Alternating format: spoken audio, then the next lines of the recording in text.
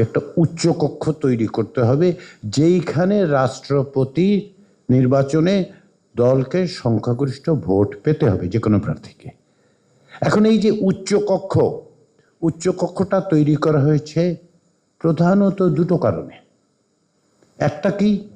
একটা হচ্ছে এই যে রাষ্ট্রপতি নির্বাচনের ক্ষেত্রে উচ্চ কক্ষের সংখ্যাগরিষ্ঠতা মানে 100 জনের মধ্যে 51 জন। বাংলাদেশের এই পর্যন্ত নির্বাচনে 42-43% বেশি ভোট কেউ পায় নাই।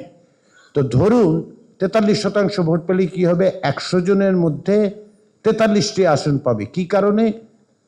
সংখ্যানুপাতে যাবে। এই আরেক সমস্যা, এত কঠিন শব্দ সংখ্যানুপাত, এটা আপনার সাধারণ লোককে বোঝানোর দরকার। কিভাবে বোঝাবেন? বাংলাদেশের মানুষ খুব সহজে এটা বোঝেন যে আপনি যে ভোটটা দিচ্ছেন সেই ভোটটা গোনা হবে কি হবে না, রাষ্ট্রের ভবিষ্যৎ নীতি নির্ধারণের ক্ষেত্রে হবে কি হবে না। আপনি 5% ভোট যারা পায় তাদের প্রতিনিধিত্ব কোথায় থাকে আপনাকে বলেন? সিল্কোর সিল্ক অ্যান্ড শাইন, যাতে আছে আর্গান অয়েল ও ওট প্রোটিনের গুডনেস যা আপনার চুলকে রাখে হেলদি অ্যান্ড শাইনিং। যে মানুষগুলো ভোট দিলেন তার সারা দেশে একটা দল 5% ভোট পেয়েছে। তো এই 5% মানুষের প্রতিনিধিত্ব আপনি কিভাবে করবেন? তাদেরকে আপনি বাদ দিয়ে দেবেন?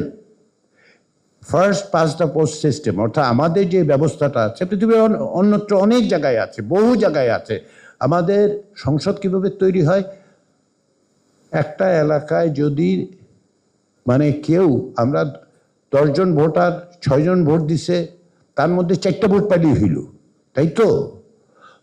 এইটাই স্বাভাবিক, এটা নিয়ে প্রশ্ন তুলে লাভ নেই।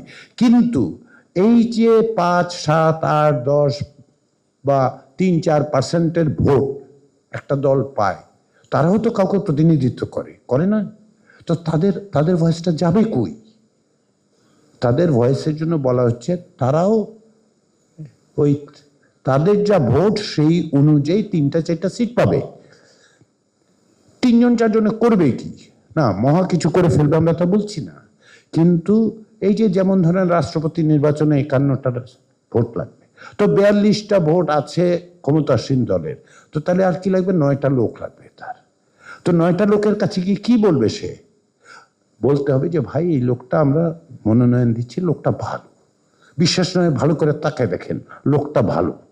তার মানে একটা যোগ্য এবং গ্রহণযোগ্য লোককে তাদের মনোনয়ন দিতে হবে, যাকে তাকে মনোনয়ন দেওয়াটা বন্ধ হবে।